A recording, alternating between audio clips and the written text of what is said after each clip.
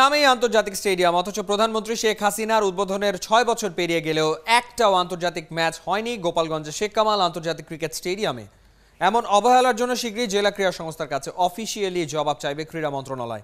একই সঙ্গে আন্তর্জাতিক ম্যাচের সাথে বিপিএল এর খেলা চালানোর জন্য স্টেডিয়ামের সামনেই 10তলা আধুনিক ডরমেটরি নির্মাণের সিদ্ধান্ত নিয়েছে মন্ত্রণালয়। কে মিজানুরের তোলা ছবিতে গোপালগঞ্জ থেকে ফিরে উপল নন্দী রিপোর্ট। শত কোটি টাকা ব্যয়ে গোপালগঞ্জ শহরের 10 একর জায়গার উপর নির্মাণ করা হয়েছিল শেখ কামাল আন্তর্জাতিক ক্রিকেট স্টেডিয়াম। 2013 সালে উদ্বোধন করেছিলেন প্রধানমন্ত্রী শেখ হাসিনা।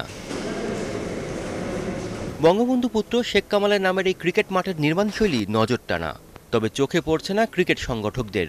অযত্ন আর অবহেলায় পড়ে আছে বছরের পর বছর ধরে। 1020 দর্শক ধারণ ক্ষমতা সম্পন্ন গ্যালারি, 5 কোটি টাকার প্রেস বক্সে আছে 200 সাংবাদিকের বসার ব্যবস্থা।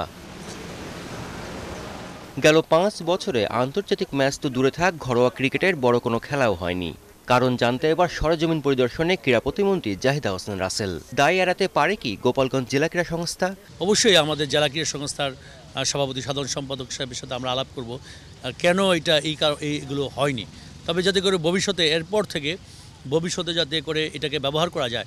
কোটি কোটি টাকার স্থাপনা আমরা করব, কিন্তু ফেলে রাখার জন্য তো নয়। আমরা অনেক জায়গায় স্থাপনার জন্য মানুষ মানে প্রয়োজনীয়তা হাহাকার করে, অনেক জায়গায় স্টেডিয়ামের জন্য হাহাকার করে, সেখানে আমরা করতে পারি না। এখানে আমরা করেছি, কিন্তু আমরা এইভাবে ফেলে রাখার জন্য নয়। রক্ষণাবেক্ষণের অভাবে উঁচু নিচু হয়েছে আউটফিল্ড, করুণ চেহারা, সাইড স্ক্রিন আর লিফটের। 86টা এয়ার কন্ডিশনের বেশিরভাগই অকেজো।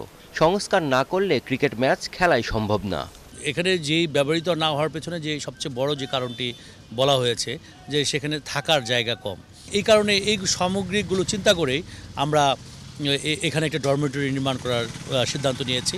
আন্তর্জাতিক কোনো ক্রিকেট টুর্নামেন্ট করি বা অন্যান্য যে কোনো ফুটবল থেকে শুরু করে অন্যান্য যে কোনো খেলা যদি আমরা এখানে আয়োজন করি, তাহলে থাকার কোনো সমস্যা ইনশাল্লাহ হবে না। ডরমেটরি নির্মাণ পরিকল্পনার সাথে জায়গাও ঠিক করেছেন ক্রীড়া প্রতিমন্ত্রী।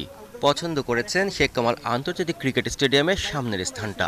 সাইট ভিজিট করে গেলাম, তো এটার আমরা একটা পরিকল্পনা আমরা মোটামুটি রেডি করেছি, কিন্তু এখন সব কিছু চূড়ান্ত থাকলে আমরা আশা করি যে আগামী অর্থ বছরের মধ্যেই এটা আমরা ইনশাল্লাহ কাজ শুরু করব। ঠিক হয়ে আছে ডরমেটরির নকশাও। আধুনিক 10তলা ভবন হবে।